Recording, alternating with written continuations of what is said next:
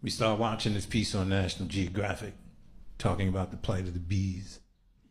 Narrator goes on to say that if all the bees on the planet died, that the birds would be next, and then us. And my boy is like, we gotta save the bees. Then the narrator goes on to say, the European bee is a much more kinder, gentler bee, as opposed to the Africanized bee, which is a much more aggressive, hostile bee. Just gonna try to sneak racism into the bug world.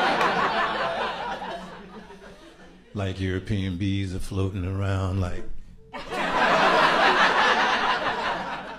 So, what are we going to do today? Maybe we can pollinate these flowers.